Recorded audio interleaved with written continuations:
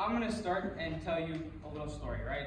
He kind of alluded to it, how I fell down and got back up. So we're going to go all the way back to August 30th, 2017. You guys remember that? We were probably in high school back then. For me, I'm from the US, Northern California, the Bay Area. So we get our driver's license when we're 16, right? Not here where you're 18.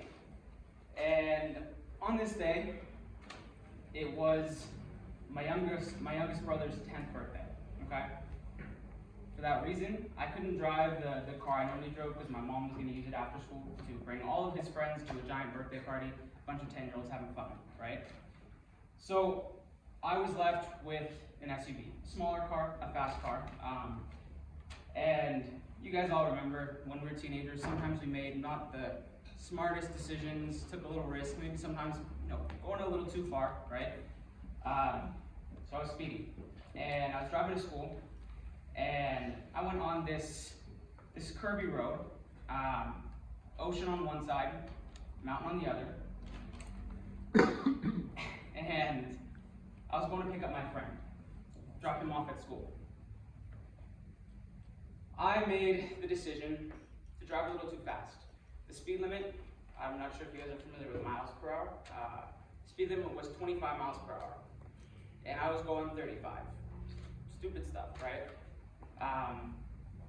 And right as I'm going around a turn, there was a construction truck. You know those big trucks that have a bunch of ladders and things like that to build houses, whatever it is. They were driving to their project to work on that day, and they were in the middle of the road, driving.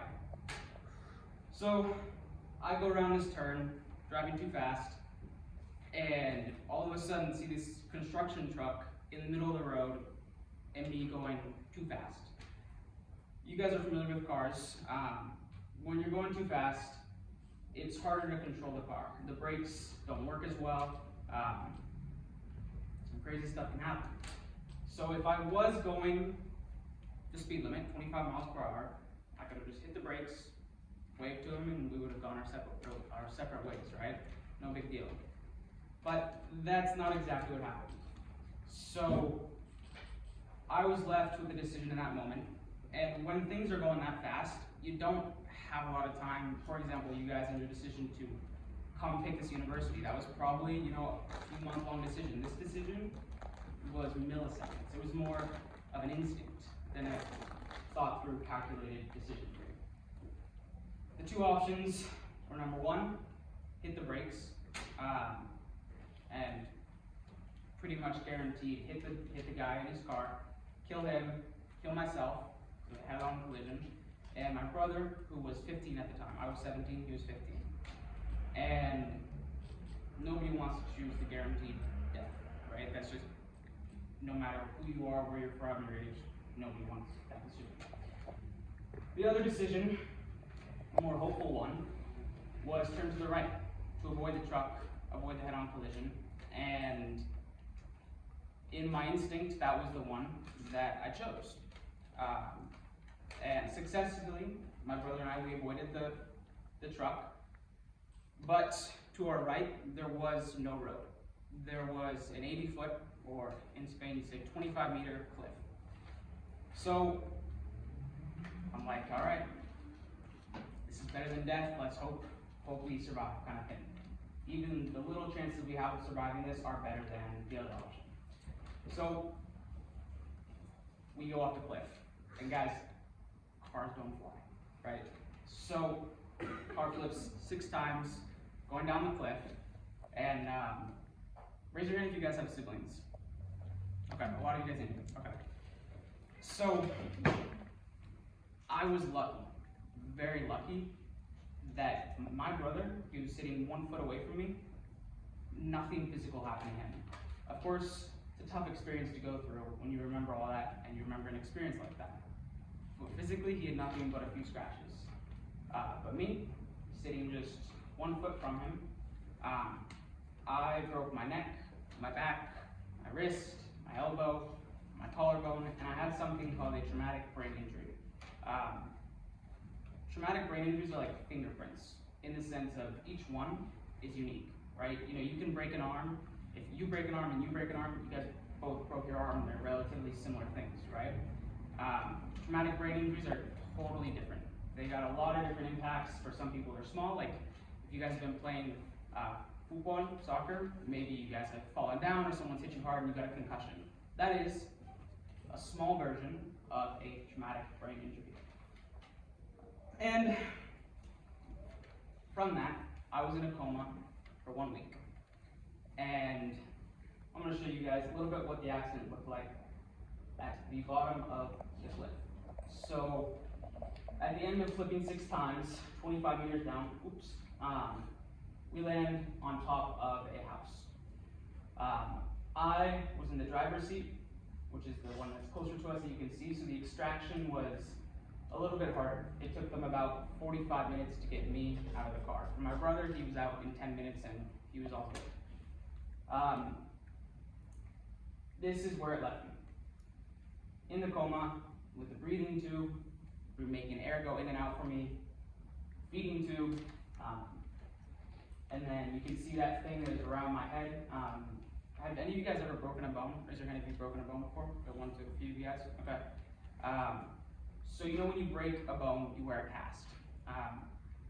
That around my head is called the halo. And what it is it's a cast for your neck and back. So you know the reason you wear a cast is to make it so you can't move your bones. Whereas this, what it does, makes it so I couldn't turn my neck and couldn't open my mouth. So that was my situation right there. The coma was 1 week. I woke up from the coma after a week, and I was in the hospital just 1 more week. Pretty quick, right? That week was interesting because, like I said before, traumatic brain injuries are unique for every person, right? In my case, it gave me 2 challenges. So it essentially affected my long-term memory. Didn't take it away completely, but it essentially crumpled the wires in my brain that allowed me to access my long-term memory. 2 things I forgot are 2 things that all of you guys, we all as humans, we learned as kids. Those 2 things were our first language, in my case was English, and the other was how to walk. So I woke up from the coma, and I forgot how to speak English, and I forgot how to walk. And I was 17 years old. This was the first week of my last year of high school. So that gave me kind of a challenge, but fortunately, I was in California. So there was a lot of Spanish speakers there. And because I was in Mexico for the summer before this, my brain had to compensate, right? So it went to my short-term memory, where there was fresh Spanish, because I was in Mexico for the whole summer. I was only speaking Spanish. So I woke up from the coma, and I could only speak Spanish. My parents have no freaking idea how to speak Spanish. So imagine that, right? So I had the nurses in there translating for me. You know, let's say the doctor, I could understand English just fine, I just couldn't produce it. So the doctor would come in, ask me certain questions, and I would talk to the nurses and explain to them what's going on, you know, this hurts, that hurts, those kinds of things. So that was interesting. It was kind of a challenge and kind of an opportunity at the same time. So after 1 week in the hospital, waking up, going through those kind of endeavors between the doctors, the nurses, a little bit of recovery. Obviously, I wasn't very mobile, couldn't do much walking in that position. So first, I had to heal a little bit.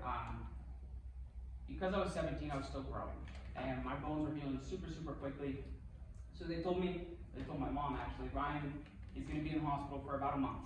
I was only in there 2 weeks, and I was lucky enough to, after 1 week in the coma and 1 week getting the bones a little bit better, good enough to leave, I got transferred to a rehabilitation facility where I spent 2 more weeks learning how to walk. I was also supposed to be there a month. That was a challenge. Obviously, it was waking up every day. There were a few times that I did confuse it for a hotel. I thought I was on vacation because, like I said, I forgot my long-term memory. So I had no idea. There was people bringing me food every day. you know, always with me. I always had someone, you know, accompanying me because they had to. It was their job, right? But for me, I didn't even realize I had this, you know, 4 screws, 8 screws drilled into my skull, and all this huge stuff on me. I didn't really notice it because I didn't have anything to compare that to. And going through this recovery was a challenge, of course. But I always had a smile on my face. And I'm very proud to say that there was not one moment through this entire recovery that I ever complained. It was, you know what? Life gave me this situation. I could either complain and sit here or say, all right, these are the cards I got. Let me figure out how to deal with it. So I spent the first semester of my senior year recovering, going back to still in recovery, obviously doing a lot of exercises like this just to get my mobility back, you know, playing basketball with the physical therapist right there. And the entire recovery, it took about a year. But a year because of the traumatic brain injury, like I said, I broke my elbow, right? But something happened called heterotropic ossification, which is essentially when the brain heals your bones back incorrectly. So my elbow was locked at 90 degrees for 6 months because there was a bone that grew back there, so I'm a writer. So I had to learn how to do everything with my left hand, brush my teeth, all those kinds of things, write in my notes. So it just showed me, you know, you gotta be adaptable to these things, and I learned that from that experience. You can see they put this is fortunately not in me anymore, but for 6 months they had to put that in my elbow to make sure it would heal back. And then at 6 months they went back in, cut it open, took the bone out because it was done growing, and then another few months of therapy to get my right arm back and working again because the tendons had become used to being so stuck. So the moment I got to leave this rehab center, I was so proud because the day I left, I was in a wheelchair the entire time I was there. But the day that I was ready to leave, my dad was there with me, and he sat in the wheelchair, and I walked him out. And that was amazing because it was like mission accomplished, you know? So I left the rehab, and like I said, then had to go through all of the elbow rehab. That was people coming into my house, doing the therapy for all of that, wearing those braces a few hours every day, one for flexion and one for extension. A lot of work I didn't want to go through, but like I said, this is the card that I was drawn, right? So I had to, one thing I realized is that I wouldn't be alive without these nurses, without these firefighters, without these people that went into my car, that helped me, that were there to save my life, right? I'd be dead. And one thing that one of my therapists told me, she said, Ryan, if your C7 vertebrae, the thick one at the top of your neck that we all got, if that was 1 more millimeter compressed, you'd be paralyzed from the neck down. So to come that close to just being in a bed, a wheelchair my whole life, you know, it gives a new kind of appreciation for just everything in life, right? So I went and I said thank you to all the firefighters, to all the nurses, because they never really get the appreciation they deserve. So that, for me, was the completion of my recovery. Like I said, this happened in 2017. The recovery ended in 2018. So why am I talking to you guys today? You know, I went through all this. It wouldn't be worth much if I didn't learn anything from it, if I went about life the same way I was going about it back then.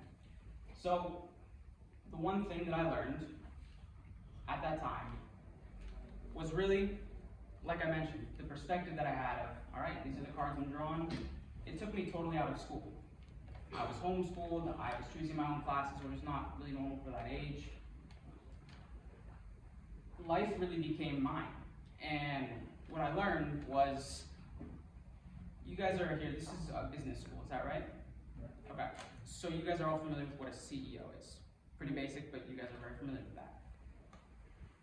In a company, who is the person that runs the company, that's in charge of everything, making the decisions? CEO, exactly. So, what I learned is, why didn't I look at life like that? As if it's my business, you know, because it is my own life. Just as yours is, it's your own life, you know? You're the decision maker, you're the one that makes the decisions to do certain things, to not do certain things, to be visionary, chase certain things, or stay in your comfort zone and do safer things. That's up to you. As a CEO of your life, it's your decision. And that's what I learned from this experience. So, from learning that, it wouldn't be worth anything if I just kept it in notes or whatever, right? But I took action on it. And I realized, okay, you know, what if I do start a business? What if it fails? I don't have kids I'm responsible for. I don't have a mortgage to pay, no house yet that I owe money for. I was 18 years old at the time. I was like, all right, whatever, let's go for it. And I started my first company when I was 18, study abroad student. The goal at the time, I was an 18-year-old, I thought, oh, I'm gonna do this, I'm gonna make $1 million. Financially, a failure, 100%. I barely made any money from it, had a few clients, but from what I learned, a huge success. From everything from marketing, sales, promotions, getting the clients, building the service for the clients. It was a learning experience. And this was not the only one. I didn't stop here.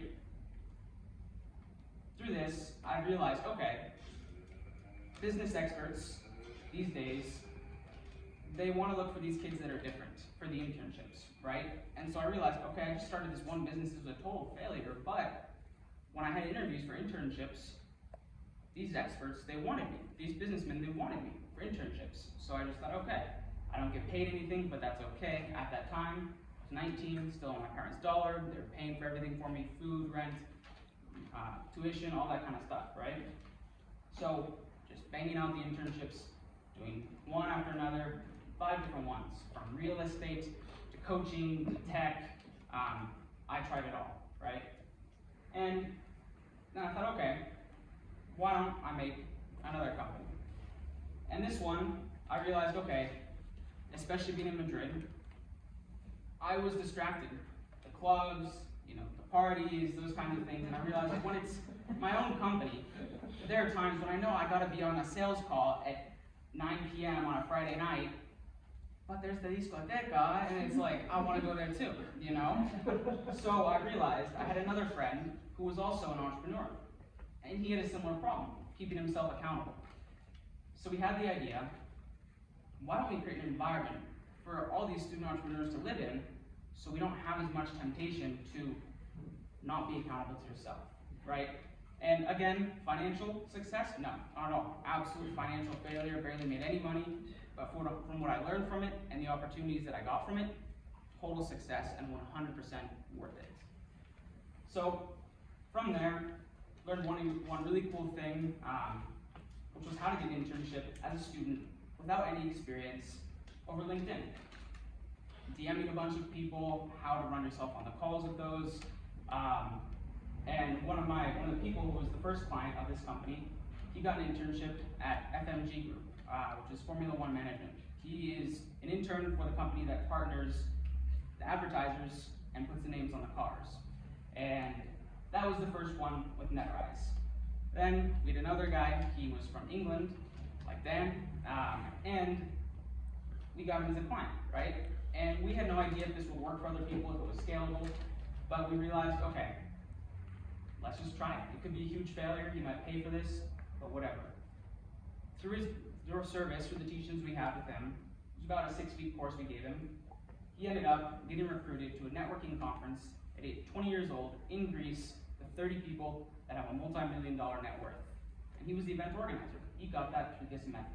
So impacting people's lives like that, taking the road less traveled was so cool. And I realized, so many opportunities are there, right? So it really built on your, I think you say CV, right? Your resume. All these opportunities stacked on top of each other. And then finally, after failure, 3 failed businesses financially, I could finally get jobs that paid me money. Because now these people saw I had the experience, whether it was marketing, sales, whatever it was, and that brought me to the company. Few contract gigs, which is like 3 months, they pay me, this month I sign a contract, after 3 months I'm done. I think is that pretty typical in Spain these days? Yeah. All right, yeah, okay. Well, in the US, it's not so typical. Normally there's a salary and you sign up, those kinds of things. But as a student, it was easier to get these than the salary jobs, because a lot of salary jobs, as you guys are probably familiar, they require college bachelor's degrees, right? So when working these jobs, I wouldn't call it a failure, but a lot of learning experience that got me, and that got me to where I am now. I work for a company called Digital Prodigy, and they're based out of Florida. And I'm the youngest on the team, 21 years old. The rest of the team is in their later 20s, early 30s. But the opportunities that are coming from this, as far as the money I can make, how it's my own job. I'm a salesperson for this company.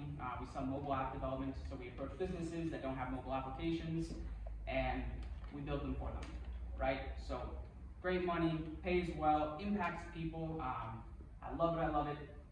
None of this would have been possible without the failure that I had before. And because of COVID, as you guys are probably familiar, remember the Zoom classes, all those kinds of things? Yeah. Well, fortunately, COVID digitized a lot of business. So even though this is in Florida, I'm calling people all over the world, Zoom calls with people all over the world, all kinds of businesses, from Australia to the UK, to Europe, to the US, to Canada. I can do all this from a computer, which 5 years ago would not have been possible, right? So all of these experiences that I made from learning what I learned from the accident, being the CEO of your own life, I realized once I started doing that, this life just started stacking on top of each other and just becoming greater and greater, and professionally doing things I would have never even imagined would have been possible. No business school would have ever taught me these kinds of things. So from all this experience that I had, being the CEO of my own life, what are the 2 main takeaways? The main things I learned from 3 failed businesses, from driving off a cliff, from recovering, from forgetting my first language, from forgetting how to walk. I'm telling you guys this so you don't have to drive off a cliff to get a cool job. It's just take my word for it, right? 2 things I learned. The world favors the risk takers, 100%. You're gonna fail a lot, but from the failing, you're gonna learn and learn and learn, and if you never took the risk, you're not gonna earn much, right?